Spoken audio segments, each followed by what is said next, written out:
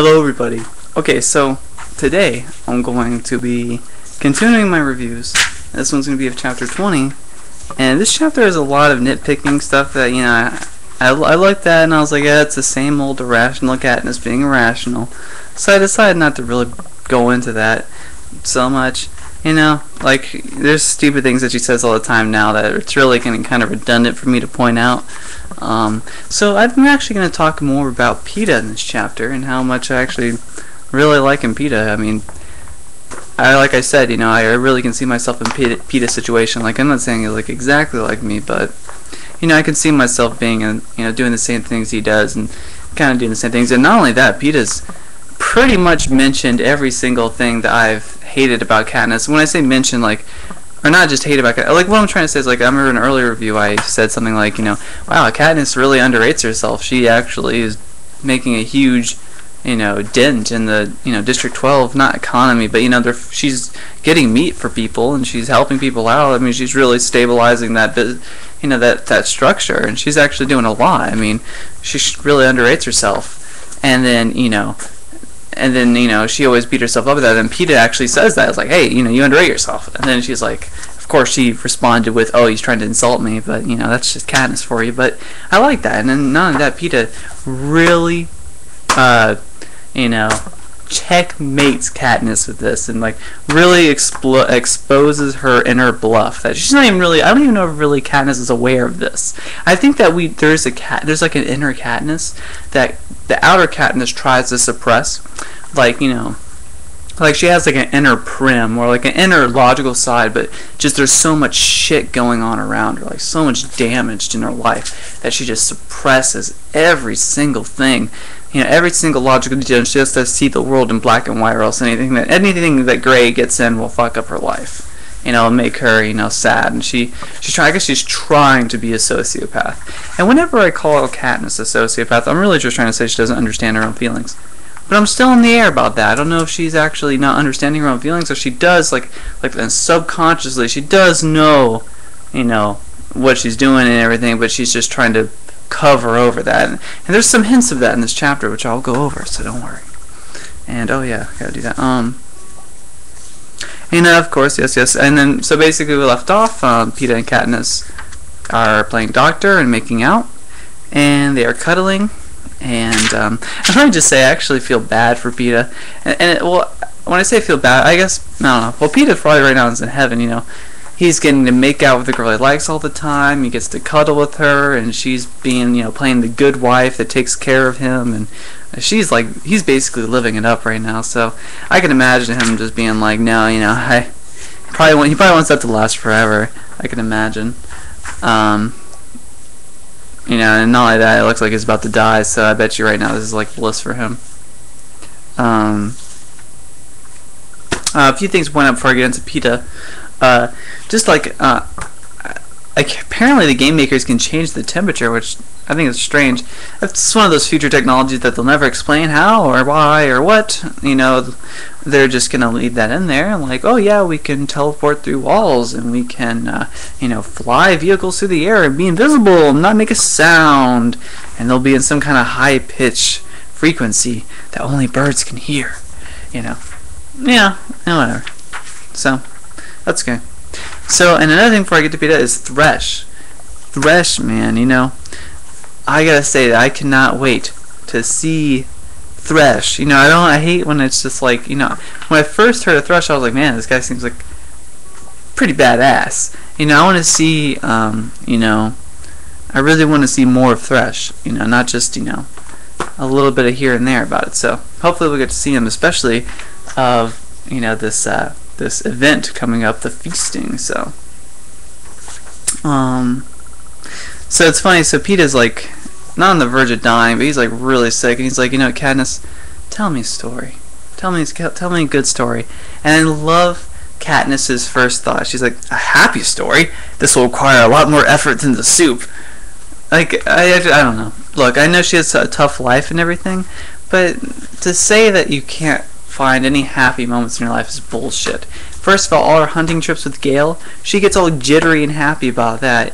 Prim is the light of her day. So I don't understand you know, how Katniss is always in this, like, she's like an emo, basically. She's like, oh, my life is so horrible, and I'm starving, and while that may be true, you know, she just super pessimistic about everything, and I gotta stop talking about how much I hate Katniss. I'm done with Katniss. Katniss is more like the side character right now. Main focus here is Peeta, okay, and Thresh, and he hasn't even mentioned that much, so. Anyway, so I think, I'm glad that she at least knew that talking about Gale in front of Peeta wouldn't be a good idea. Because, you know, I see girls do that all the time. They'll talk about another guy in front of the guy that they like. It's like, guys don't like to hear that shit, believe it or not. They don't like to hear about this other guy you hang out with. And so she tells Peeta a story about how she got the goat. And basically, blah, blah, blah, you know, she has to alter it because, you know, this is something I noticed. I was wondering, you know, how exactly does the Capitol treat this? Because they know that every single tribute, at least the good ones, have had some kind of training. You know, Katniss is hunted before, they can see that. The other districts, the careers especially, have obviously been trained, but this is supposedly illegal. But I think I don't know if they do anything about that, only because it probably makes the show, or, you know, the Hunger Games more interesting. So that's probably why they, you know, kind of make that rule like, oh yeah, it's illegal, but, you know, you get away with it. You know, so yeah. And Peeta does a really good job exposing Katniss's fucking sociopath, you know, not understanding her own selfness, if you will. But before I get into Peeta, I have to talk about Katniss. She's just like this black hole that consumes everything around her and doesn't let any other stars shine like Peeta. I'm just joking. That sounded really gay. But I thought it was pretty cool. Pretty good analogy. Okay. I'm sorry.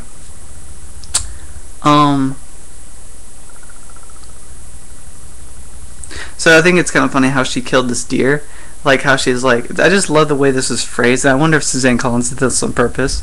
And she's like, you know, oh, poised to run but unsure of us, unfamiliar with humans, beautiful. Yet less beautiful, perhaps, when 2 arrows caught him. And then it was just funny. She's like, I'd felt a pang at killing something so fresh and innocent. And then my stomach rumbled at the thought of all that fresh, innocent meat. Like, I love it. I love how she's like, it's like a perfect example of like her yin and yang in herself. She's like, oh, beautiful deer, I just killed it, but I'm hungry. You know, it's hilarious. I think this is probably where her, you know, unless it leaves the food kind of thing started. I just love how that's such a huge priority in her life is food. God, this bitch. Anyway. So yes, the story's actually kind of funny. I won't really go into it. I don't want to like repeat what the book says. I don't like repeating things. You know, sometimes I do that. And I'm like, you know, you guys, you know, probably already know what happened, or you know, there's really no sense in me telling the Katniss went to this, and then she did this, and then she did that. You know, there's no reason to do that. So, let me go into. Okay, let's see what else happened. Yes. You know, I don't know. I would analyze the story, you know, I just don't know if it's significant. Like, they have that, those characters, you know, the old guy, that's a, you know, he's a tough dealer, and then the other lady, she'll give you a fair price, but she'll only have one price, and they make it sound all like, you know, whatever. It's interesting, I guess we get to see kind of like how the black market works, and, you know, the seam, and we get to see some funny things and how the crowd actually was involved in the debate between Katniss and the girl, the guy dealing the goat. And I wonder if they'll put this in the movie, actually. I doubt they will, because it's probably going to take up too much time, but it's kind of interesting how the lady was kind of helped Katniss out, like, oh, I'm not going to buy this goat, because it's injured. Yeah, this bitch doesn't know what she's talking. She's dumb if she buys this goat. And she gives her the wink, you know, I don't know, it was kind of cool. It was cute, but it's like, as far as importance, not really. But it's interesting. It's interesting to know. I definitely would want to know, and just because something's not important to the story doesn't mean it's bad. So anyway, I'm ranting on about a whole lot of shit. I said I would sit here and talk about Peeta, but yet Katniss consumes the story, so I have to talk. So let me talk. Okay, this is where Peeta starts, you know, exposing Katniss's bluff. So right now she's, you know, remember, Peeta wanted Katniss to tell him a happy story, you know. And she's like, a really happy story, the happiest moment. Well, I bought a goat for from Prim, and yeah. And then basically, you know, she was like, you Peeta was like, I can see why that day made you happy. And then she was like, well, I knew that goat would be a little gold mine. Like the reason why that was the happiest moment. And by the way, she bought the goat for her little sister. So, that's why it's, if it was her little sister's birthday, she bought her a goat. There you go. And then she was, Peeta's like, I can see why that made you happy. And then she's like, yeah, that goat's a little gold mine, because it produces milk. And he's like, yes, of course. I was referring to that, not the lasting joy you gave the sister you love so much, and you took her place in the reaping. Not that. I was referring to how much the goat is worth, not your love for Prim. And then I love how, see, this is why I hate Katniss, because she'll, like, it's like the politicians I'm looking at now. All right, I don't want to bring up that whole thing, but like, I won't bring up that whole, but there will be some kind of exposure to their, irrationalness. There's some kind of exposure to their flaws, and it just goes right over their head. Like, no, I'm not irrational. No, it's hilarious. It's hilarious. So she says, after he's like, yeah, I was referring to the goat. Yeah, I was referring to your love for Prim. Obviously, he's being sarcastic and trying to show Katniss that, you actually like, this more. And she's like, the goat has paid for itself. Like, that's how she had. She's like, the goat did pay for itself. Dumbass. Like, she was completely didn't understand that Peeta was saying, yeah, you really actually like that moment because you were able to make Prim happy. And that's why you were so happy when you got to see her face light up and be so excited. Katniss. Alright, I'm going to start a petition whether or not we should murder Katniss. It's going to be kind of hard. I'm thinking they're going to make a 4th book. I don't know if the trilogy's it. Don't tell me. I would want to know if I would, because that's a huge spoiler to me if it's only 3 books. So don't spoil that. So anyway, I'm getting really off track. I'm sorry. My reviews are so long. But hey, if you've watched it, I'm glad. So yeah, I think that's hilarious. And nowhere in here, yeah, it's funny because, nowhere in here after that statement, after she was like, whatever, she didn't acknowledge the fact that Peeta was doing that. She was like, you're not making sense. Like, it's just amazing to me. And I hope people that read this, especially all the little girls out there, because apparently this is really popular among little children, which I don't understand. But, do you notice this? Do you notice this quality? I see this in girls all the time. All the time girls are doing this shit. Guys will try to be telling you, hey, what you're doing isn't really smart and you really need to think about your own feelings right now, blah, blah, blah. I'm pointing out all these important shit to you, but over the head. You need to pay attention, okay? When you think someone's not making sense, actually try and figure out what they're trying to say. So anyway, I don't need to give you guys that lesson, but seriously, it's really important that you look at that, because that shit happens to me all the time. Okay, so anyway, so this is the funniest thing I've ever read in the Hunger Games so far. That just made me burst out laughing because it reminded me of a South Park episode. But so anyway, Claudius Templesmith was like, yeah, the feasting, guys, come over here. And it's not just a regular feasting, because if you remember, the feasting is just kind of like, basically they serve food and you can go there, but it's a risk because all the other tributes are there, especially hungry ones, so they'll be violent. So but this one's like, hey, no, this isn't a regular feasting. Instead of food, everything there is going to be something really important. It's not food, it's something that you really need. So for Peeta's case, he needs some medicine for his blood poisoning, which he has, by the way. And, who else? I'm sure every other tribute needs something too. So that makes it a lot more interesting. And then after that happens, Peeta's like, no, you're not going to help me out. You're not going to save me. And she's like, you said I was. and he's like, of course I'm not going. Give me some credit. And, I just think that's hilarious. Like, we later find out something, but anyway, the whole thing, I just think that's the hilarious line. It's like the South Park thing I was referring to is like, Cartman took Chef along to be the black guy that sacrifices himself, like in every typical movie, and he's like, Chef, don't kill yourself for this, don't sacrifice yourself. He's like, I wasn't. He's like, Chef, don't go. It's like, I'm not. I just thought it was funny. I don't know. I thought it was hilarious. But later, this is of course one of Katniss's, you know, she's trying to lie to Peeta. This one makes me think that she's aware that she's doing this, because she was intentionally trying to fool Peeta. So I was wondering if she was doing that before, with her being like, yeah, the goat. The goat's the most important thing in that story, not my little sister. So, and I liked how he mocked her. He was like, I know that little, and she was like, I want to hear him say it in her voice too. I want to make it sound like a horror voice, like, I know that goat would be a little gold mine. You're a little cooler though. Of course I'm not going. Oh my gosh. And it's funny, you know, this kind of exposes something. He's like, you'll lose your last coin. And the reason why I think that's significant is because they never really hear about the currency. And, you know, the Hunger Games world, so maybe they have coins, you know. That's just interesting. I didn't know what they had, you know. So anyway, it's kind of funny. Peeta's threatening her and shit, saying, you know, if you're going to go to that feast, I'm going to follow you and, you know, risk my life. So anyway.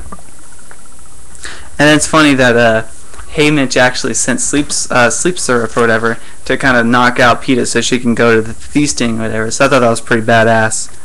But the thing I don't understand about Katniss, I don't know why she fed him the sleeping syrup so early. Like, wouldn't it make sense to do it at night, and then he would wake up? That way you'd have more time. Like, why did she do it in the middle of the day? Because she did it in the middle of the day. Like, she gave him the sleeping syrup right away, and then she, like, 6 hours went by, she went to bed, and, you know, like, if she wanted to knock him out, she should have done it right before she left, so she would have more time.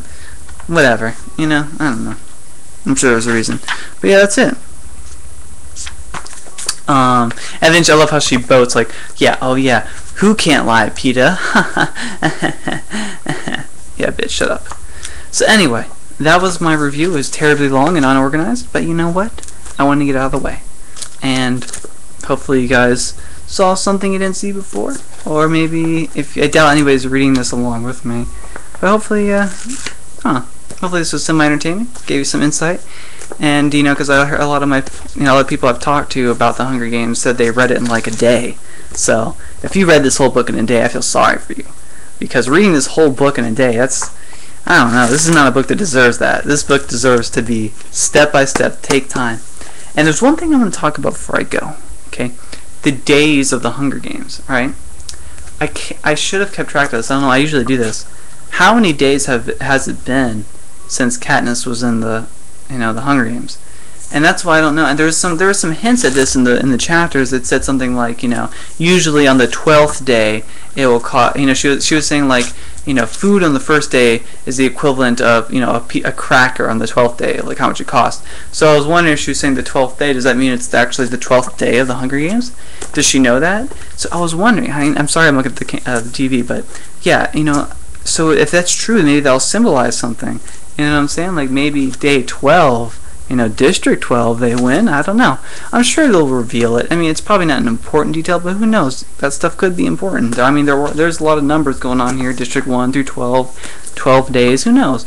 Maybe there's something. And one last thing I want to talk about is the willows. Okay? I think willows in this book symbolize either death or safety. It's kind of the opposite, I know. But I was looking back in the chapters, and I heard a lot of mentions of willows, and the first thing I saw with willows was just, oh, okay, whatever, it's a tree, whatever. But, you know, later in that song we hear, you know, deep under the, you know, and under the willow, you lay your head, you know, something like that, you know, safety, and it kind of referenced the afterlife. So I don't know if the willow kind of symbolizes death or peace, or I don't know. So, you know, there's mention of willows, and I'll keep track of it. The last one I remember is when Katniss went up in that tree, and that girl died right next to her. So she went up in the willow, and then some girl died. So I don't know if the willow symbolizes death.